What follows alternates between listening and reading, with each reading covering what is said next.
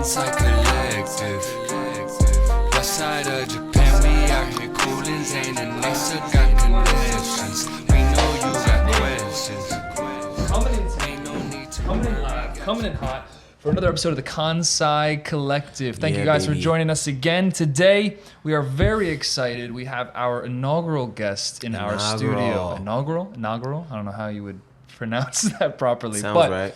We got our first guest here in our new office of the Kansai Collective here at the deck in Honmachi, Osaka, Japan.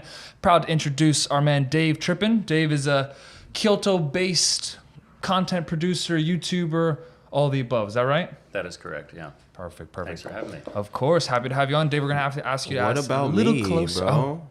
Oh yeah, and we have this. You didn't even introduce me. I'm a part of this show too. Please, good sir, introduce yourself as well. It's your boy Zane, man. I'm here. Zane, Kansai Collective, live in the Kansai. Get rid of the phones off the table. So we're gonna have to ask you to speak a little bit more into your mic, Okay. as yeah, you probably get won't be able closer. to hear any of us, as our producer has let us know that we have to be a little bit closer, or none of us can be heard at all. So, Dave, you know me, you know Zane, you guys all know us as well, but let's learn a bit more about you. So tell us your story, man. Sure. Well, I originally came to Japan 8 years ago, and I'd taken the sort of classic white guy abroad approach. White guy. I love that. I love that. So White guy abroad. Wait, what does that mean? What is the white guy? And how does it approach? contrast to Zane's experience as Yeah, the black guy perhaps abroad? so. How is it different? So different. basically that where the job climate back where I was from, when it used to be, there was a mentality of my parents growing up that was, if you got an education, if you got a degree, that you had proven you were someone who could be, if they didn't immediately have the skill set, that you could be trained to have You a can skill learn it. set. You could Figure get a it job Right. because you've gotten a bachelor of whatever.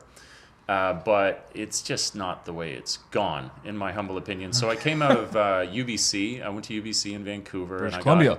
Yes, and I got a degree in history, and then I found myself in a position where I couldn't get even a serving job. I could get as far as busing, and then you were expected almost to take the same path as you would for a degree, where it would take several years before they would allow you to get on the floor. So Drew, one of my oldest friends, who when I was 8 years old had come to Japan, Right. Oh, wow. lived in Hokkaido, Yep.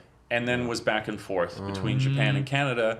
And we'd always talked when I was younger about, oh, wouldn't it be cool if we one day were to work together? That's over so there? cool. I had no idea that you knew Drew that long. I thought you guys met here in... Shout out Drew, out in the Garden Lab out in Kyoto. We'll have you on eventually. But Drew is a mutual connect, and I had met him recently, and I had no idea that, like I said, you guys knew each other prior to Japan. Yeah, way back first grade elementary school. What? Wow, that's Yeah. very Imagine cool, going to Japan right? with like one of your childhood. Oh, I'm envious, man. Yeah. It was cool. Yeah, so he kind of reminded me at one point where he said, if the job climate is so difficult over there and your degree's not working for you, at the very base level, you could apply to work for an ALT position here in Japan and be making more than you would as just kind of like general entry-level hospitality industry in Canada. So, excuse me, always a fan of adventure, and with that original interest in the country, I was like, yeah, let's do it. So I got one of these recruitment companies to set me up and came over, and at that time, though, of course, it wasn't clear exactly how we would work together. And I was interested to retain a connection with the people back home. And where a lot of people, where they're often running from something, there were things I was leaving behind, but my friends weren't one of them. So I wanted a way so cool. to stay in touch with them. So I thought, oh, okay, well, I'll do the YouTube thing, and I'll make videos. And so I Okay. started with my 320p webcam. Nice. And then discovered very quickly where I'd grown up with a great appreciation for cinema because of my dad. That was like one of my fondest memories of him, was always going to see movies. As soon as I accessed editing and videography, I realized, oh, this is something I could really get into. And then spent the following years up until now developing the skill set where I would actually become useful in a way that Drew and I could work together. So that's kind Nice. of come to Okay. fruition finally. So let me ask a few questions because there's a lot that you just gave us.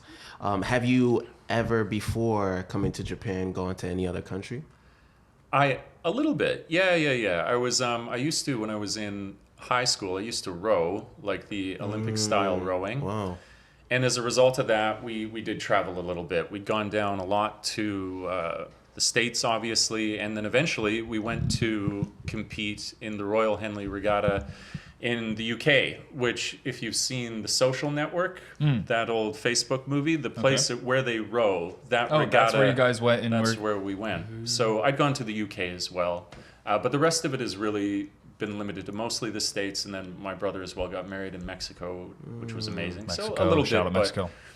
I would love to travel even more, and I feel that's like, if I level the criticism at myself now, I think like the fact that the rest of Southeast Asia has been so close and I've not explored any of it is something I'd like to change. I think a lot of that, though, I mean, like myself included, like when I came to Japan, I was like, all right, Japan's going to be my home base. I'm going to be able to travel to, you know, Taiwan and Thailand and Singapore and Indonesia and and then like COVID just killed all of that. So I think you're not alone in that sense. And as soon as the governments start letting people, you know, move around a little bit, we'll be able to fulfill that. Seems like dream. you were really trying to target the government, like you were looking at the, Not- right in the not- camera, talking to the government. Not targeting, but I'm going back to the U.S. in a couple of days, and they've changed the entry requirements again. So maybe just a little frustrated right now. Okay. Well, Dave, I'm curious, like, so before you came to Japan, you didn't have a job and you were going to Japan. Like, what were you feeling at that time? Because you said you did travel, but like you said, Japan is very different compared to other countries, as I'm sure you agree. And also, did you have Japanese language ability before you came here? No, zero. Nice. Champion. It was, Champion. Japan to me was significant in how different it was, because I figured if I'm going to make this leap, I don't want to go to some place that's kind of like just rearranging of similar pieces. I want it to feel like I'm stepping onto another planet. And so I definitely felt that when I first arrived in Japan. It was like you might as well have gotten on a spaceship and transported yourself, you know, to somewhere else. Where did you go, bro? Where did you start off at? Where'd you land at? I landed in Narita Airport, and my first posting that I had was in a sleepy little surfer town on the coast of Chiba Prefecture. Nice. Which was cool. Yeah, it was really good. Like, something I always encourage people to explore if they are interested to come here is these lesser known places. Like, if you're going to come, usually everybody wants to come to Tokyo and go to Osaka or something like that, one of the major city centers. But the truth is, the most unique experience you could have, not that you won't always have that personal unique experience, but the road less traveled are these places that are less popular. And of course you go there for a year, you know. You could always then go to Tokyo or Osaka. It's never permanent, but if you get that, because that's like me and Zane have like contrasted this a ton, where it's like my entry was like Osaka, like day one, like Umeda, and my Japanese has progressed, like language ability, but compared to someone like Zane who started out in the countryside in like one of these smaller places, like huge gap in our language ability at the same time in our stay. And I find that like that's something looking back I wish I had done, like started somewhere very local, and then like you said, it's not permanent, right? So you can make that choice to go wherever you want afterwards. Definitely. And I mean, being a surfing town was really cool and unique. I'd go down to the ocean and there was a lot of people like even kiteboarding there, which was awesome to watch. Very cool. And I definitely met people, because it's kind of like you are the only foreigners in town. You're the only show. The people that I did meet there, a few of them, one of the guys, I still, just like Drew, I still stay in contact with him, and we kind of trailed each other through the prefectures as we worked over the years. So I got some like long-term friends from that original stay, right? Which was cool. So so you started in Chiba. So if you guys don't know him, so Chiba is east of Tokyo, right on the coast. Surfer town, as it's quite known for being famous for surfers and water activities. How long you said you did a short time, but when did you end up in Kansai? Because this is the Kansai Collective. So what brought you here? So it's like this gets into a little bit of juicy detail. So Spicy. I was there. Yes. Yeah. No. Full disclosure. I learned the hard way, and again, this is something I was passing on to other people as I went, was that I didn't know anything about these large dispatch companies to begin with. And for me, I'm kind of like in some ways, I'm like kind of more new age or whatever, like explorative, but in others I'm like very traditional. And when I first arrived, I thought, okay, I'm working for this company. If I just show value, then maybe I'll move up through it. And How did that go? I moved on from it. So after but far longer than I should have. After the second year I worked, they said, just work for one more year and we'll see what we can do. And so by the time it got to the third year, and I said, guys, there's only so much of doing these classes that is anything new to me, and now I would do it with my eyes closed. And they said, oh, just be patient. So it was a very strong crossroads, because at that point I was like, if I can't get another job, then I'm not continuing with this one. I can't in good conscience not evolve any further than this. And it was the coolest example where having a YouTube channel, being creative, actually straight up gave me a job, because I was talking about this experience in my videos. And then I got an email from a guy who was like, by the way, I'm up in Ibaraki and I work for a board of education as a direct hire. And if you're looking for a job, I would be a reference for you. I was like, oh, that's unbelievable, man. I mean, you don't really know me. And he was like, well, I saw your videos. It seems like I can trust you. That's all you need to know. Cool. So I went up, and it was the funniest thing when I went in the building, because they were like, oh, you're Jonathan's friend. And I was like, oh, yes, very close. Best we go friends, way back. Drinking long time.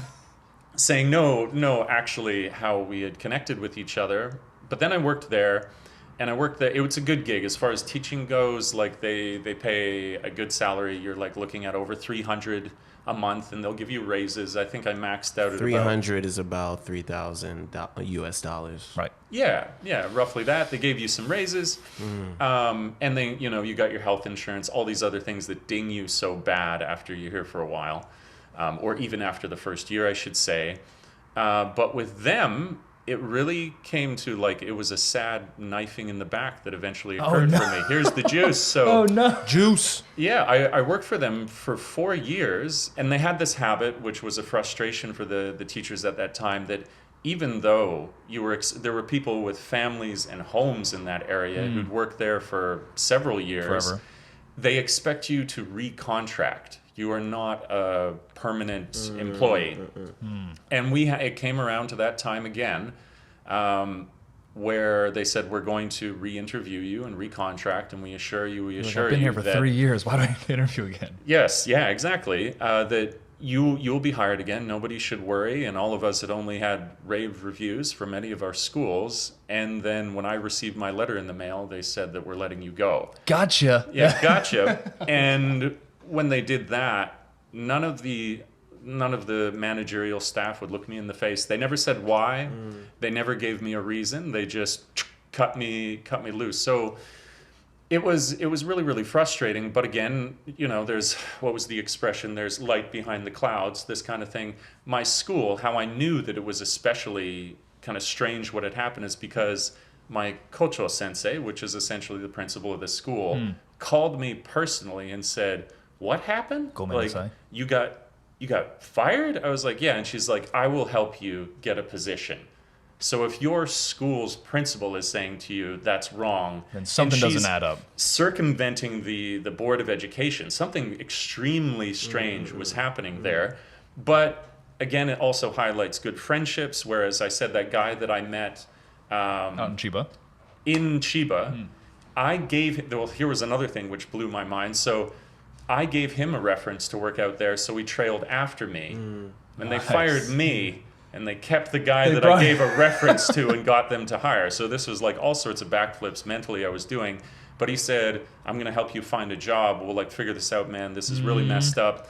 And before even the principal could call me, he had looked up this job at a not so far away private school, and I got an interview there. And it actually turned into a really cool, I would say, the best experience I'd had in teaching, because at that school, where I then got a job, they sponsored your teacher's license. So I became a licensed teacher at the private school, and that meant you actually have your own class. You are no longer assisting. You're not just like the token white guy in the corner, right? You got it. Yeah. And compounding this even more, why it was just kind of go with the flow, the school had such a emphasis on English that they had what they called advanced classes, where the kids, to some degree, were bilingual, and they were tiny classes, and so Not common. yes, no, not common at all. And the one they gave to me was so it's a junior high school that goes up to high school, and they gave me the first years in the junior high school. So they were just coming to the school, right. and it was a class of 6 kids. And these kids are bilingual, so it was a great opportunity to have a much deeper relationship. And there was twins in that class, and they had both lived in Vancouver for a period of time. And it all connects. And it all connects. So nice. Well, hold on, Dave. Yeah. There's tons of stuff that I want to talk Let's about. unpack this. Let's unpack Yeah, it. because really, Dave didn't go into detail. And we've all taught in the teaching world, right? So we kind of know the process. But Dave actually, had a really crazy experience. Not common. Yeah, not common. Like the principal wanting to help him to get a job, the fact that he had a YouTube channel, That's and the reason he got hired. and someone found him. Like Yeah. this is not common. But I really want to get into the point of like, how did you feel when you were working this job? You were living there for 3-4 years, right? And you thought you had a really good relationship with your job and everything, and then they cut you off, right? Guillotine. And like the whole thing, like with living in Japan, it's hard to have a visa, right? Or to keep a visa. yes. If you don't have a visa, you cannot live in Japan, and it's very hard to get a visa. So how did you feel at that point when you were like, now you don't have a visa? They're gonna kick me out of the country. Yeah. What goes through your mind? It was horrifying, especially because at that time it was just as Corona was ramping up. Oh, So this is rather recent. yes. Oh wow. Yeah, so Okay. nobody is in a position. Many places were not in a position to hire. To bring on because anyone. they're expecting that the schools are going to shut down. All of this is going to happen. oh man. But I've had enough experience in my life with these sort of seeming catastrophes that I have rolled with, and then has gone on to something better. So it was the greatest difficulty for me was just the disappointment I had in the relationships that were there. I knew I'd be fine. Oh, okay. But I'd rather have left there Felt respecting. backstabbed, right? Yeah, for the people who had made the choice to let me go. I would prefer to respect them. In fact, I was expecting to move on. I think probably only 1 year after that. So this just sort of fast On like tracked a the much experience. better, I guess, Okay. situation. But also, I mean, just to also note, like, just to point out the weirdness in that situation for someone in like Japanese business hierarchies or education system to circumvent people above them and contact you directly and express their like displeasure or disagreement with a decision made by one of their superiors does not happen like at all. Yeah. Like that speaks volumes to like the weirdness of just being cut like that. So, but Yeah. props to you. I mean, because at that point, that's when like, you know, foreigners were pulling out left and right of this Yes. country. And like you had like your job taken from you at the beginning of this extremely unknown at the time pandemic outbreak. And you're like, no, we're just going to keep rolling with it. So props to you for keeping at it, man, and being here in the country. Well, Yeah. and my friend, like the guy who made such an effort to like, I was looking at jobs. He was like, I've already looked at like 7 or 8 that I can suggest to you. It was just a great friend. You've never in done any of time. that for me. I don't need to. You got your own business. You should be. I need more. giving me I money. need more of Dave's friends, man. Come on. No, but like, what would you tell people who are in your situation where they might get cut, or like they really want to live in Japan, right? But they can't find a job, right? They're here, they can't find a job. Like since you were kind of in that experience, like what advice would you give them?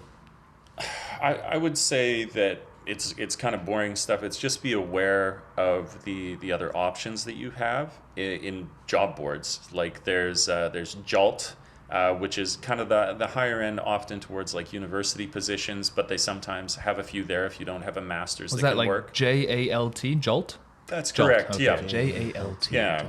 So that's got a bunch of great things on it. Actually, the least I would recommend, often because it's so well known, is Gaijin Pot. You can go on there, Right. but it's saturated. Everybody's looking there, and I mean, if you put in an application there, you'll often see, "Thank you for your application." 200 others have applied. Right. But then 200 other starving foreigners also want this job. Ohio Sensei, I think, is like another job posting board. So just try and become aware of the different places that you could find other employment if you're in a bind. And it's boring, but that's the reality of it. Right. So if you're looking for jobs here, we just got 3: Jolt, Gaijin Pot, Ohio Sensei. If you're looking for teaching, those are 3 excellent sources you guys can check out. Maybe we'll put some links here in the bio. But okay, Well, there's so much we could really talk about, right? Because you're a foreigner in Japan. We could talk about like your experience as far as like the teaching realm and your experience like living in the countryside, all that yada yada. But I met Dave maybe like a month or 2 ago through Drew, and he had a YouTube channel, and it's crazy, man. I had a few friends that were like, "Yo, you know Dave? Like Dave's the guy that helped me, like he's the dude I saw when I wanted to go to Japan. Like he's the guy that I watched on YouTube." big recommendations. So I just want to know, like we were getting into, how you got to the Kansai, because you're doing literally what you want to do, and that's like my goal. And Every foreigner's goal, right, is to be here and like be doing something they want to do, right? maybe some want to teach, some want to look for Japanese women or read manga.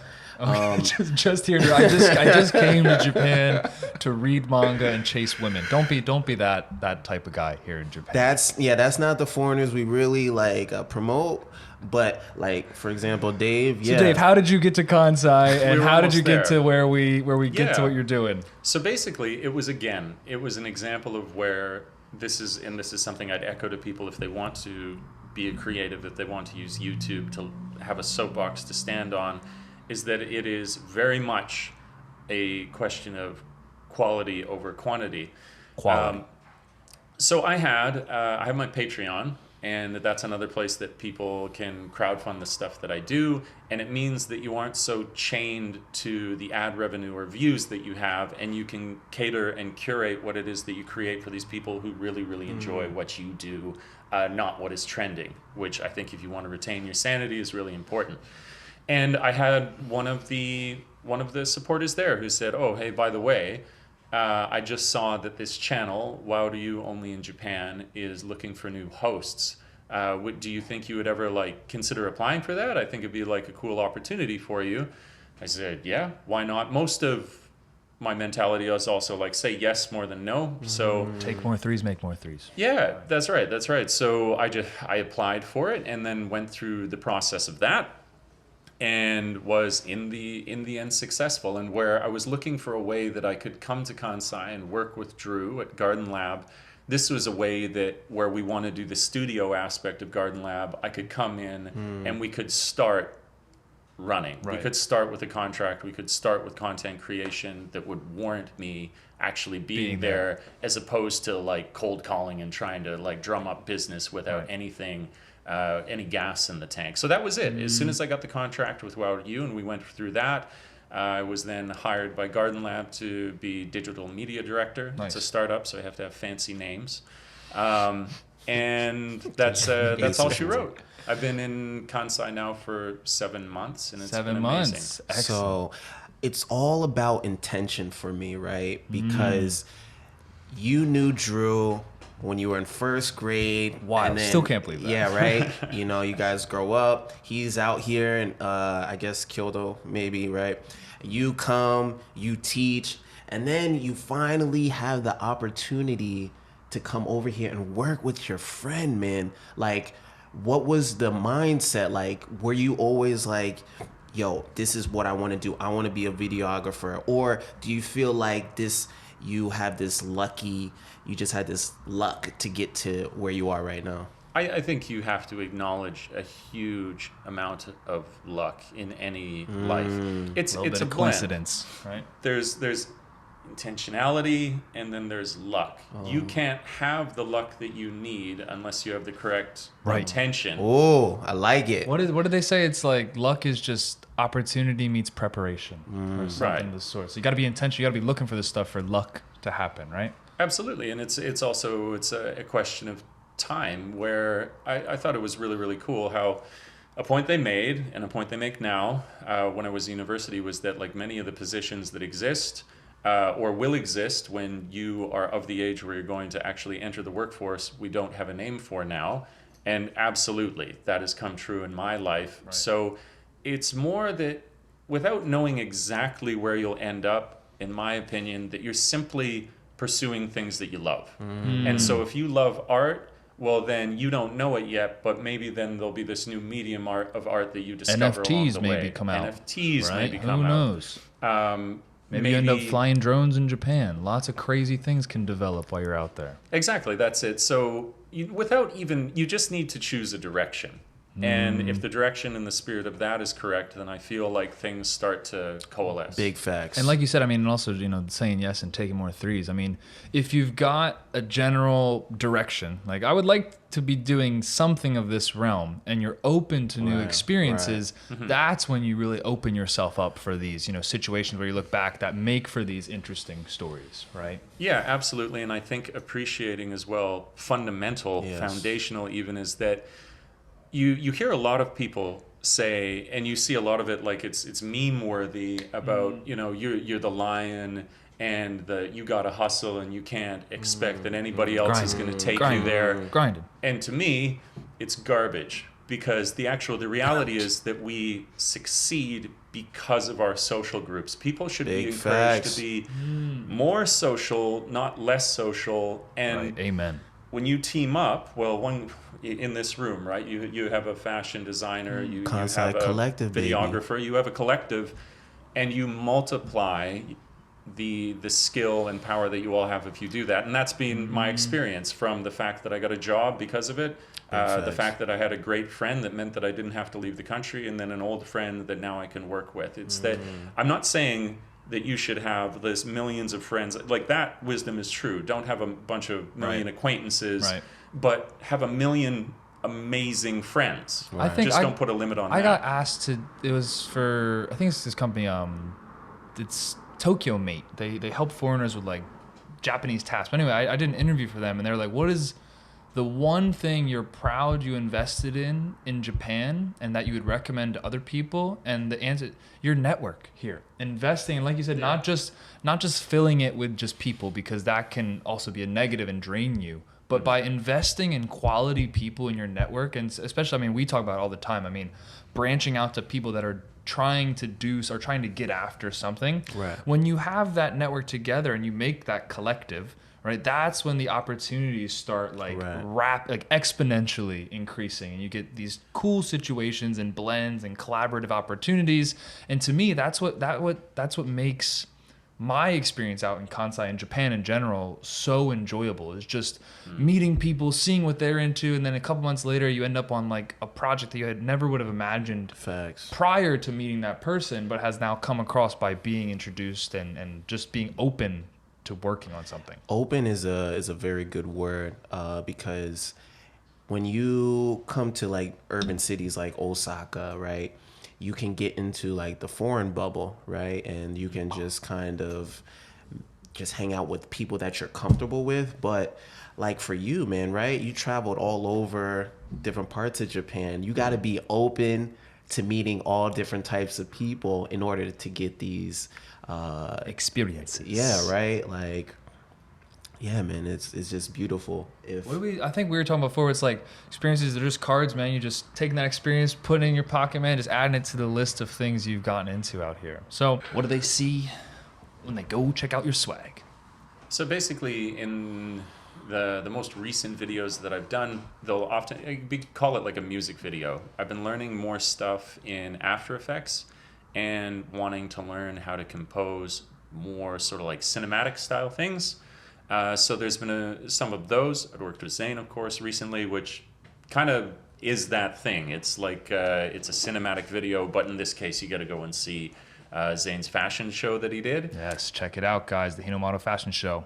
And then basically taking your standard, what you would expect from a vlog, and then trying to elevate that. So taking it as opposed to just you in front of the camera, talking to it, although that will be there, learning to compose better cinematography, so you feel more like you might be watching something that was like a movie as opposed to a vlog. So nice. just a different Quality. twist, a question of quality. So yeah, that's really it. And we've got a huge backlog of footage now because the people I've been hanging out with, they love to get out, they love to film. So Collaborations. we're going to be going to some really, really cool places around Kansai. What struck me most maybe of all is just how many incredible places you don't hear about. Right. But Amen. for the Yes. locals are like, this is the most amazing thing. How could That's you why not we know? got the channel, Kansai Collective, bringing you people, Yes. places, businesses, all the things happening in the Kansai region. So excellent. Yeah, we've echo that statement, man. The Kansai is consistently underestimated. It's getting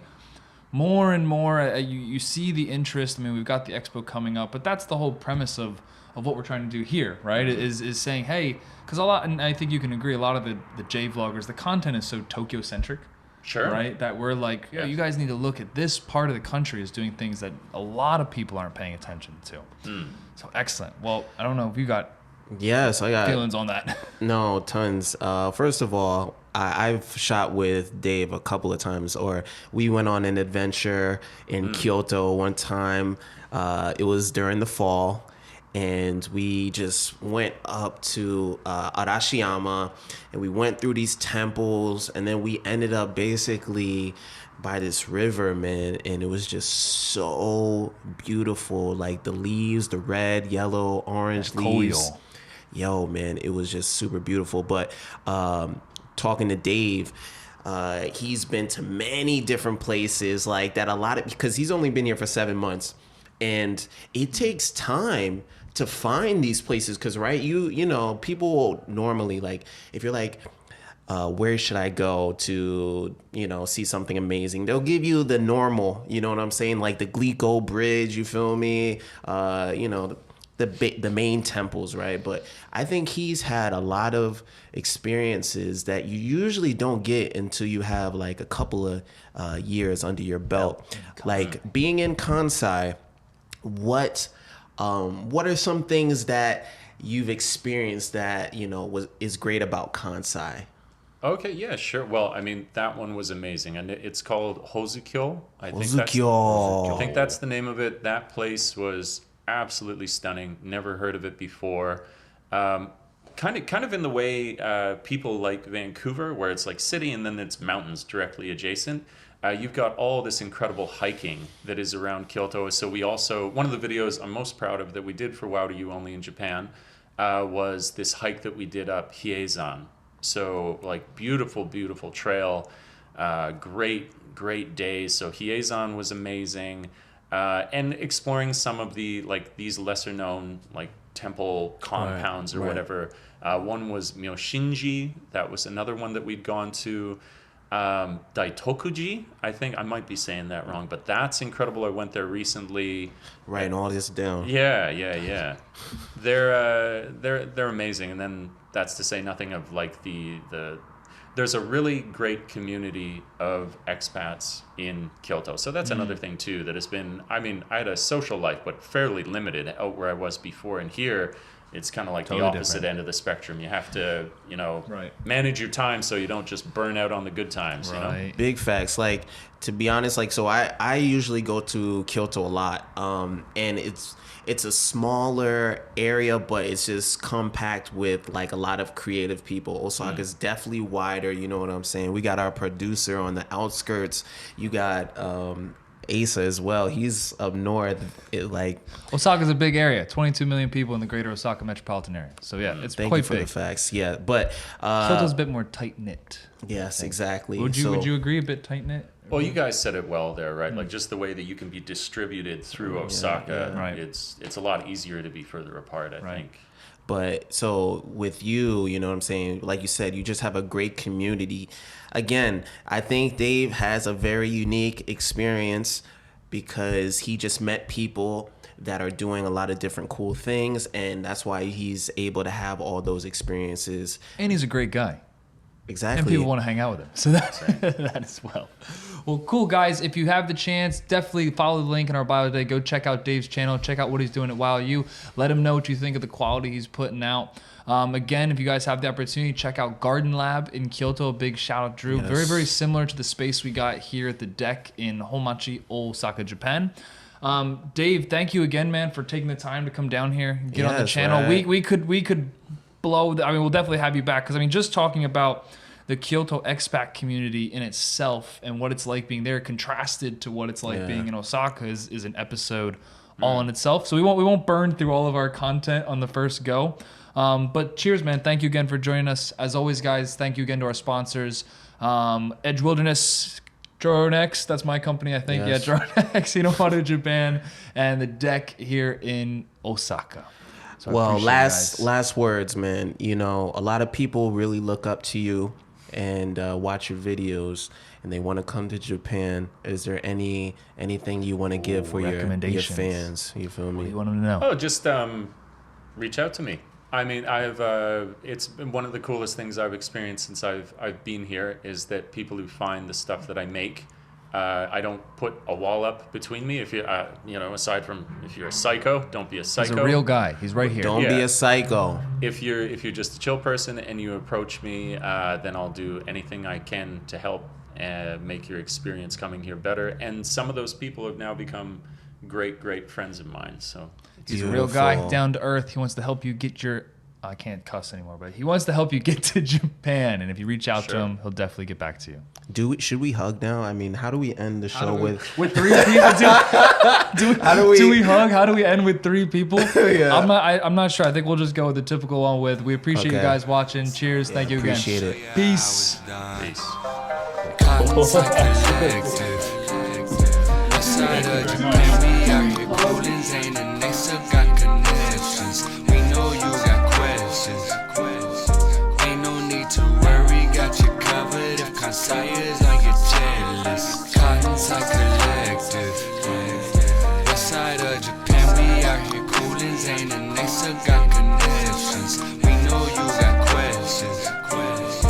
Ain't no need to worry, got you covered. If Kansai is on your jealous.